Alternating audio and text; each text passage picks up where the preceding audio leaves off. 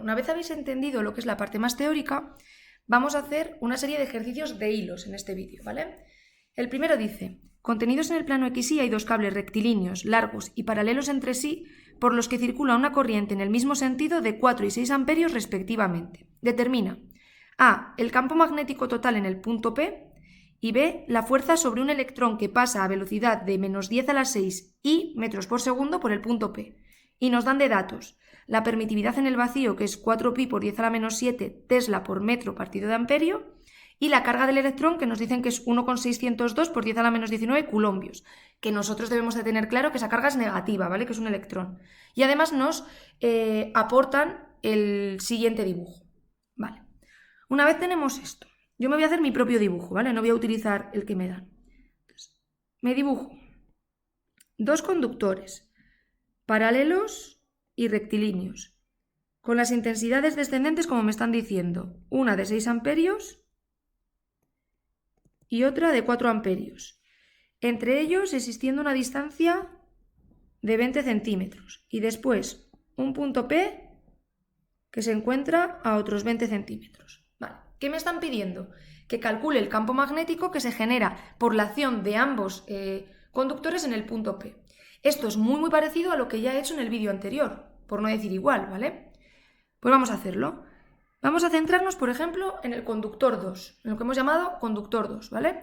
Nos dibujamos nuestras líneas de campo, que sabemos que tienen que ser circunferencias concéntricas con centro en el propio cable, y hacemos la línea de campo que nos interesa, que es la que da justo en el punto P.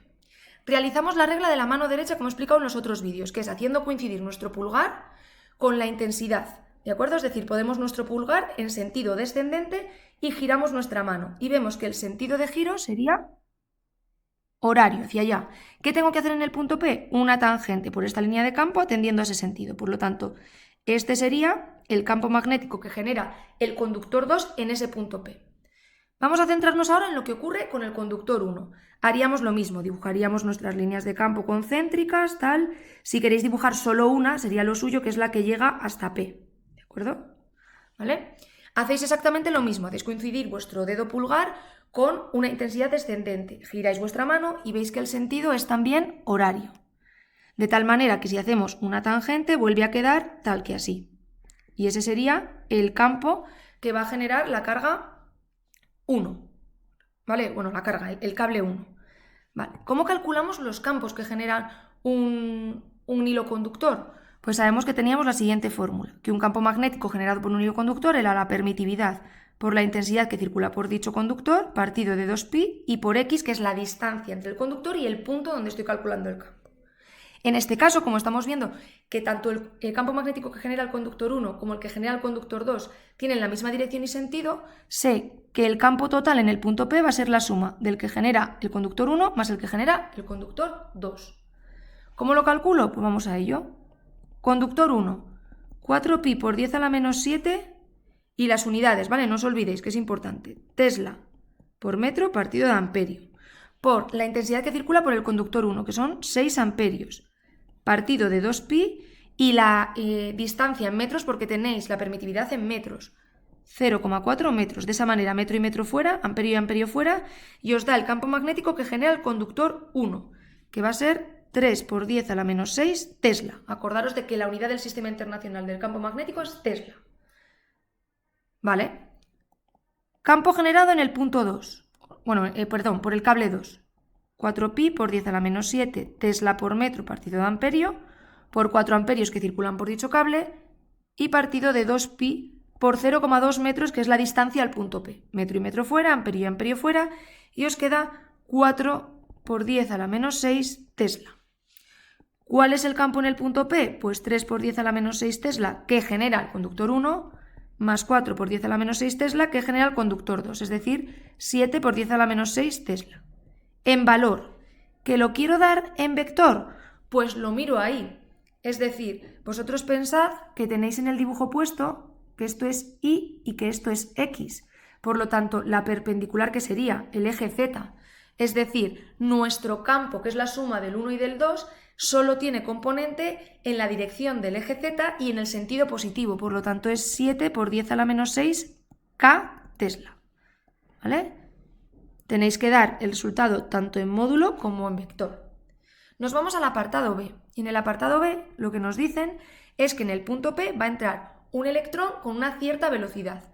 Voy a dibujarme el eje Y que me han indicado en el dibujo, el eje X y el eje Z, ¿vale? Sabemos, imaginaos que el P está aquí. No me dibujo ya los conductores porque si no me enmaraño el dibujo. Entonces por aquí va a haber un electrón que va a entrar con una velocidad de 10 a la 6 en negativo en el sentido del eje X. Es decir, tengo que dibujarme un vector velocidad en el sentido negativo del eje X y de 10 a la 6. Es decir, esto es V menos 10 a la 6 y metros por segundo. Vale, me dibujo también el campo magnético que he calculado antes, que sabíamos que era en el sentido positivo del eje Z y hacia allá. Vale, pues este es el campo en P, que es lo que he calculado antes, ¿de acuerdo? ¿Cómo podemos hacer esto? Sabemos, y esto lo explico en el primer vídeo de campo magnético, el que llamo campo magnético 1, que cuando en una región afectada por un campo magnético, como es en este caso el punto P, aparece una carga en movimiento con una cierta velocidad, va a aparecer en esa carga o va a ser sometida esa carga a una fuerza magnética. Una fuerza magnética que sigue la siguiente fórmula. De manera vectorial sería la carga por el producto vectorial de la velocidad por el campo magnético, y si lo queremos hacer simplemente en módulo, sabríamos que sería la carga por la velocidad por el campo y por el seno del ángulo que forman. ¿Qué seno están formando? O sea, ¿qué ángulo están formando? Daros cuenta de que la velocidad va en el eje X y el campo en el eje Z, es decir, están formando 90 grados. Estoy en ese caso en el que la fuerza magnética es máxima. Aquí el seno de 90 tenemos que tener en cuenta que es 1, por lo tanto aquí la fuerza magnética en módulo simplemente sería Q por V por B. ¿Qué maneras de hacer este ejercicio tenéis?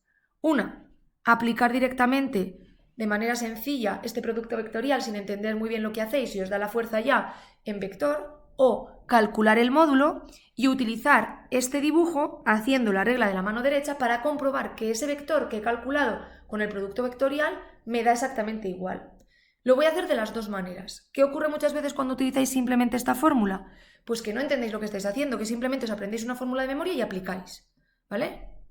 Es lícito, podéis hacerlo. A mí me gusta más que entendáis el concepto. Entonces voy a hacerlo así y luego voy a utilizar la explicación de módulo y de la regla de la mano derecha para que veamos que da exactamente lo mismo. ¿Cómo lo podéis usar vosotros? A modo de comprobación. No está de más además que en la EBAU metáis como un dibujo explicativo, ¿de acuerdo? Vale, pues vamos a ello. Fuerza de manera vectorial sería menos 1,602 por 10 a la menos 19 coulombios. Y meto el signo negativo porque se trata de un electrón. Siguiente. El producto vectorial es un determinante que pongo IJK.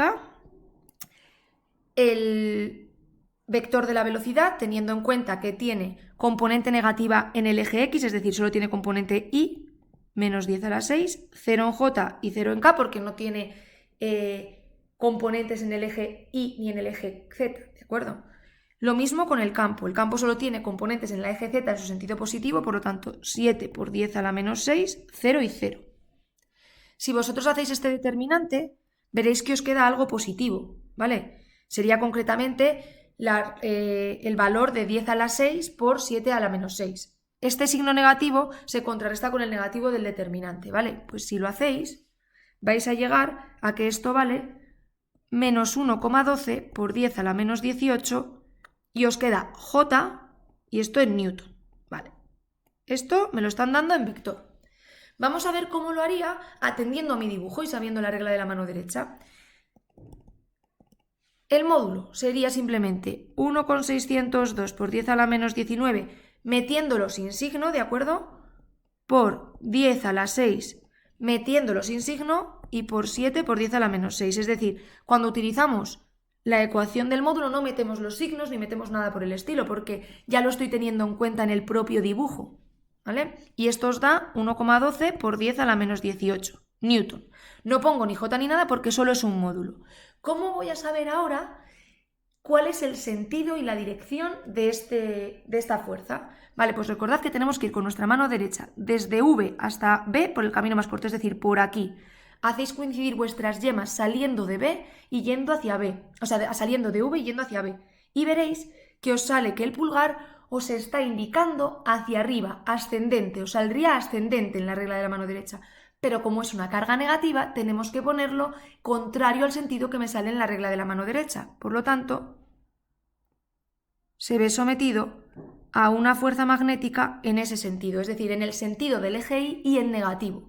Por eso es menos 1,12 por 10 a la menos 18 J, en el sentido del eje Y en negativo, Newton.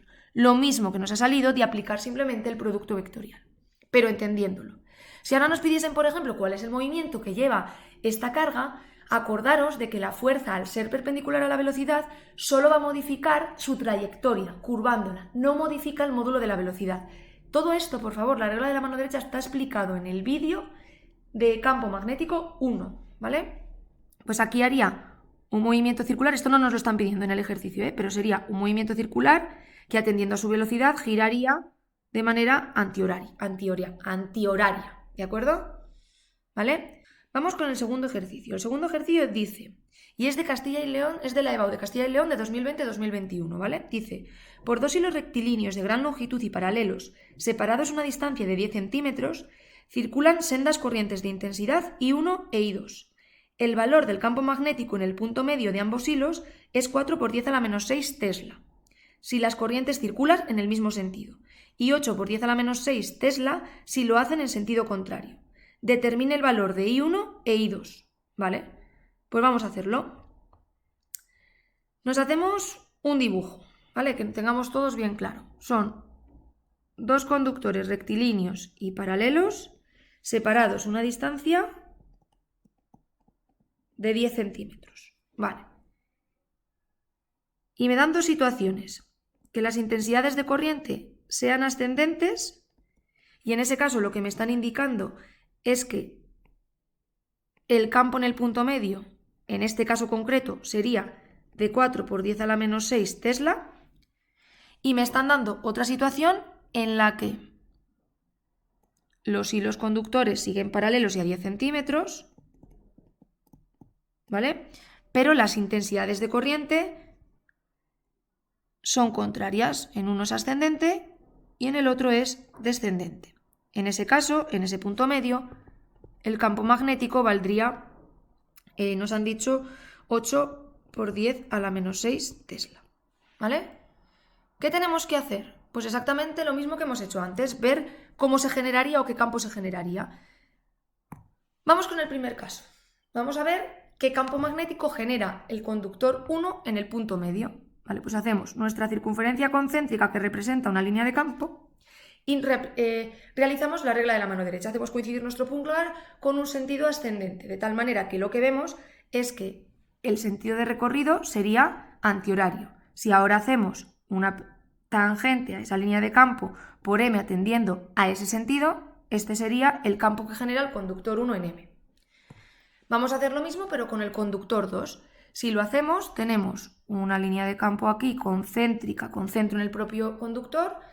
Hacemos la regla de la mano derecha poniendo nuestro pulgar ascendente, porque la intensidad es ascendente, giramos nuestros dedos y vemos que el sentido de giro, en este caso, sería también antihorario. Si hacemos aquí una tangente tendiendo a ese sentido, vemos que este sería el campo que genera el conductor 2.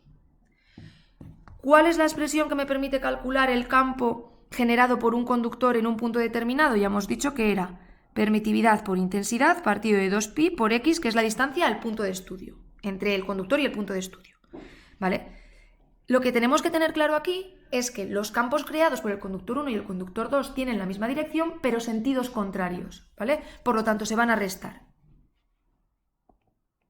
El campo generado por el conductor 1 sería 4pi por 10 a la menos 7. Aquí no metáis unidades porque como hay una incógnita os podéis liar mucho, ¿vale?